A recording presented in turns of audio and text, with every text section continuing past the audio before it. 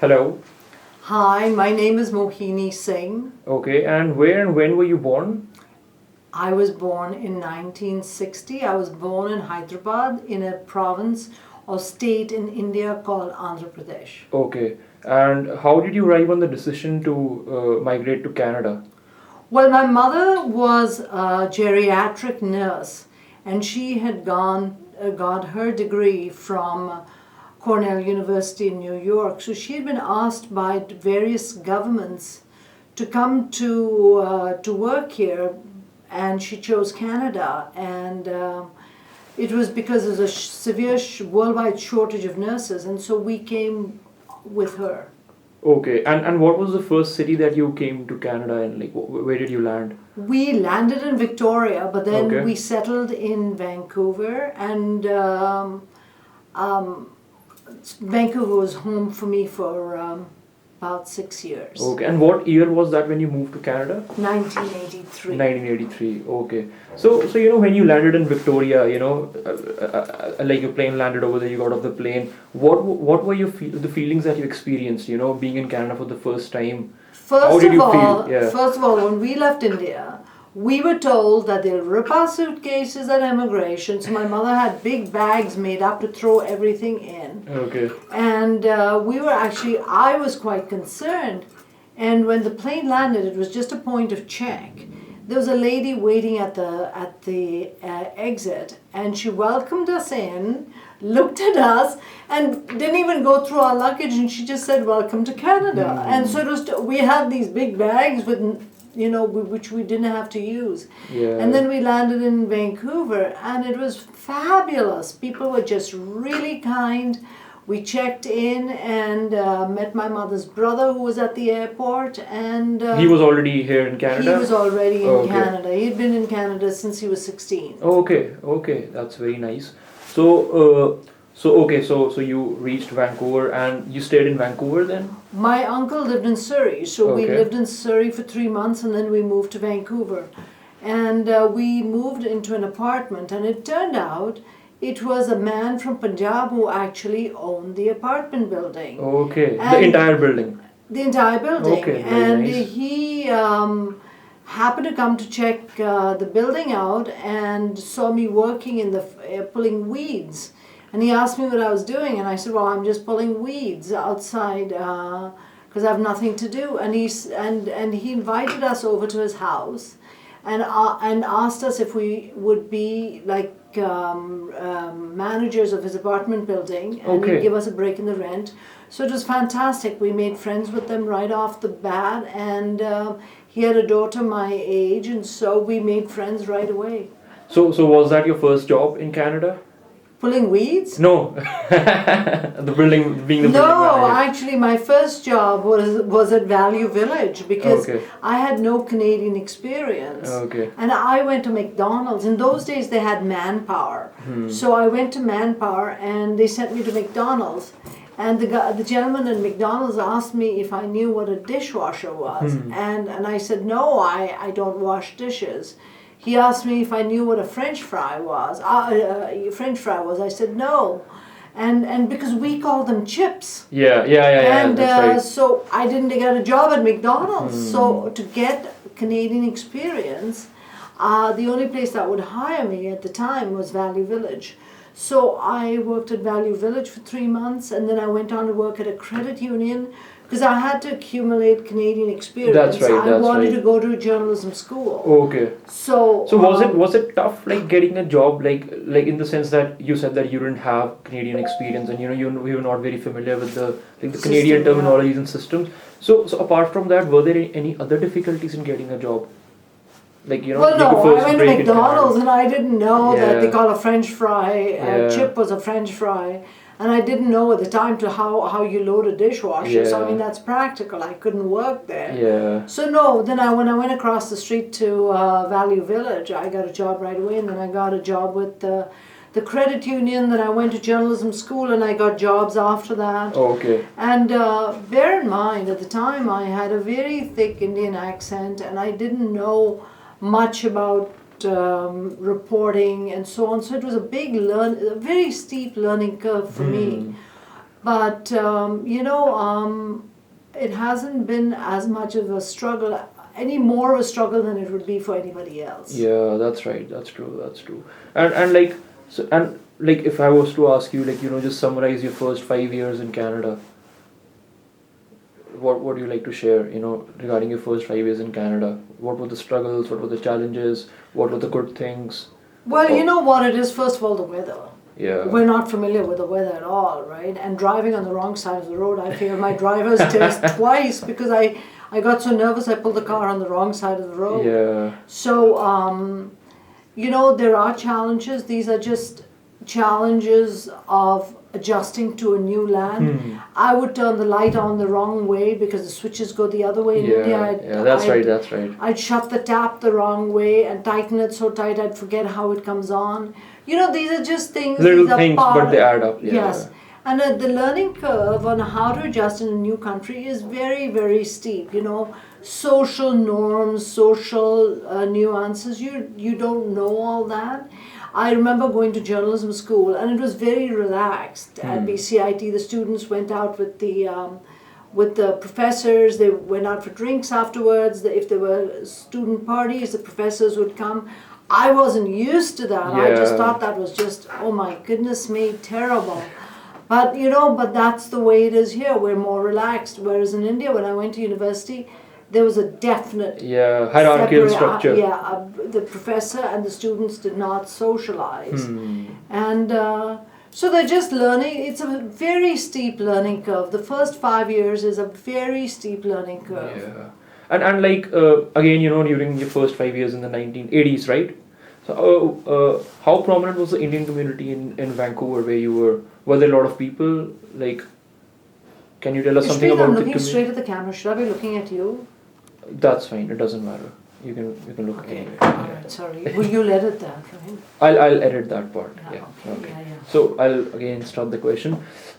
So at in 1980s in Vancouver when you were there, how big was the Indian community over there? Can you tell us something more about the Punjabi Indian community? Well, when I first arrived, the Indian community was not as big as it is now. I remember there was a parade downtown, and the reports were there were 80,000 people, and they had come from all over the province.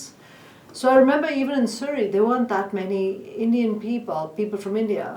Whereas although the population was mainly centered on Main Street and in Surrey, it wasn't as big as it is today or so prominent. People were more relaxed, they were friendlier, and as it is in Kelowna today, I was telling you earlier that I met a couple of students last week, and they were working at the mall, and they were from Punjab, and I asked them if they had warm clothes and gloves and pots and pans, and did they need anything. And they thought I had a store and I was selling them stuff. But really, you know what? It's the extension of the community. I was just saying, no, just no, concerned. You were just concerned. Yeah, I was just looking out for you. I said to one of the boys, and Kelowna being smaller, there's more care that is shown between families and people. In larger centers, people are too busy. Too busy, yeah. So when did you move to Kelowna? I came to Kelowna in 1989. I got a job in television, and I moved here. Okay. And again, can you tell us something more about the Indian community in Kelowna at that time? Oh my God, there was hardly anybody. I would see an Indian person, I would honk and wave to them.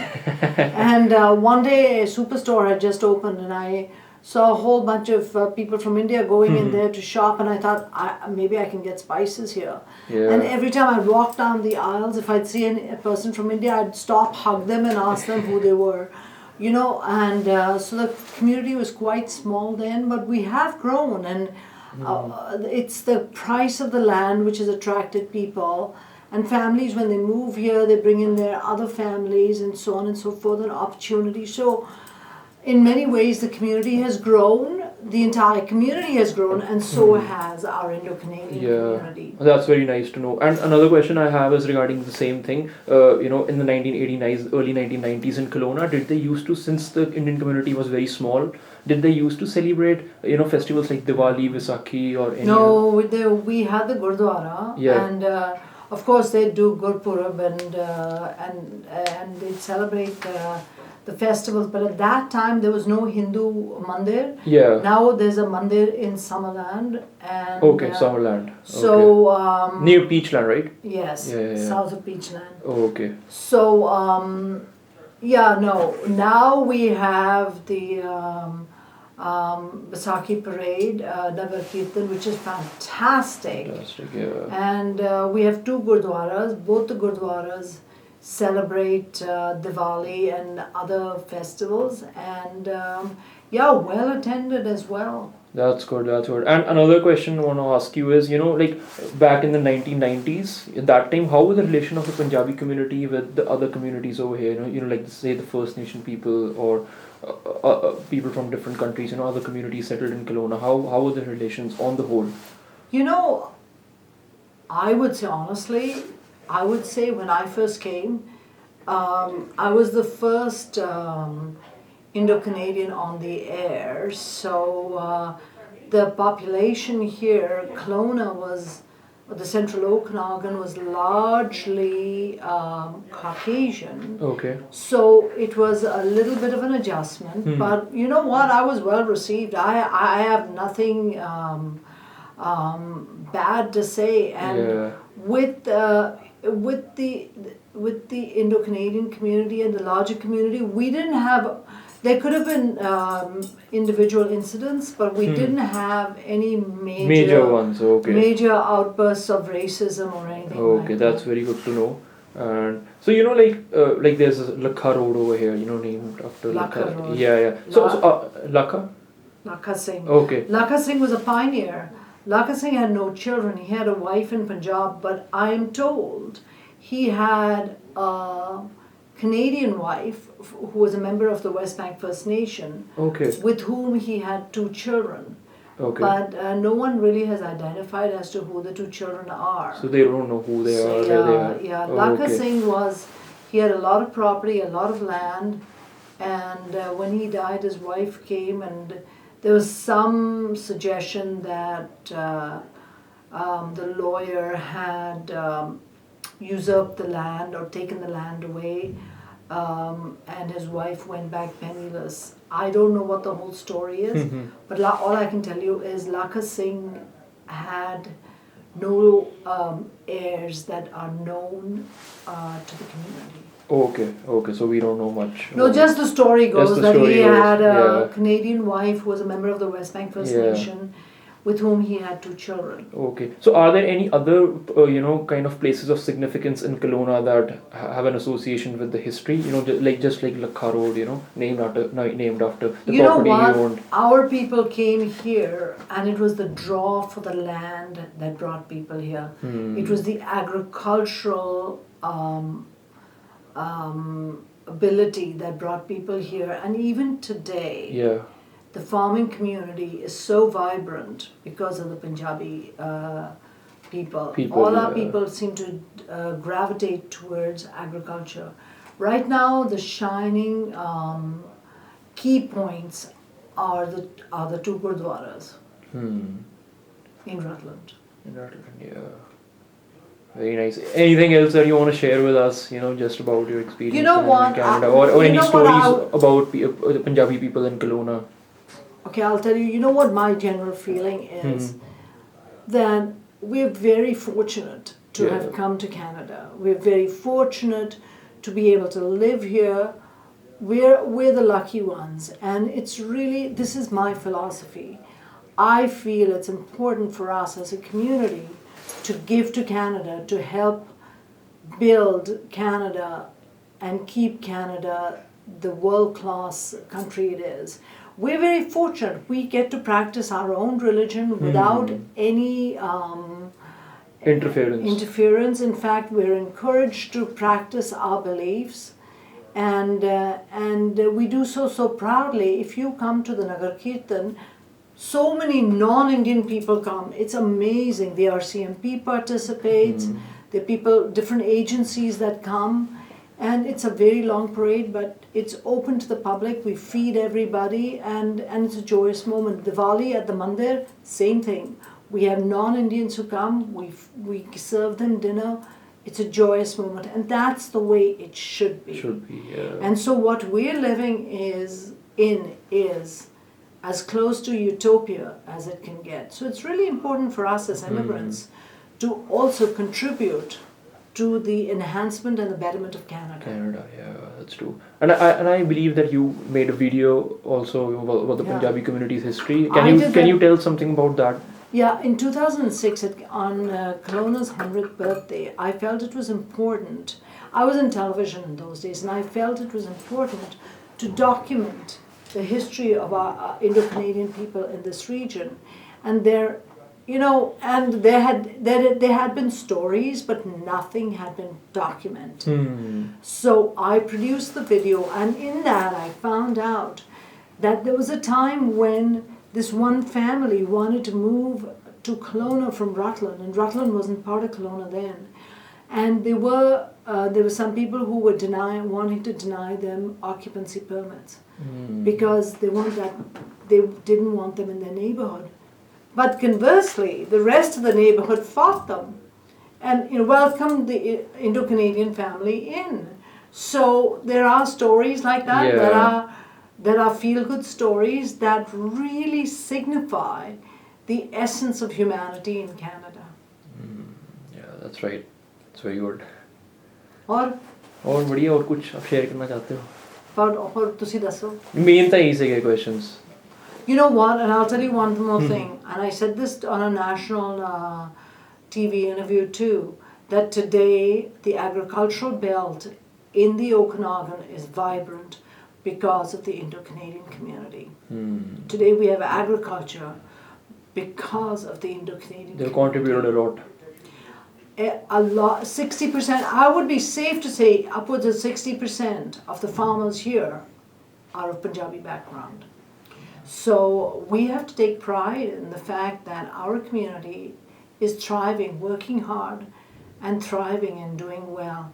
We as Indo-Canadians have to give to Canada as well, but we also have to be proud in where we came from, what we're doing, and we just have to together work on building the community, the country. Yeah, very nice, very nice. Well, thank you so much for taking out the time Bas? to. हाँ जी, thank Bas? you. बस हाँ जी.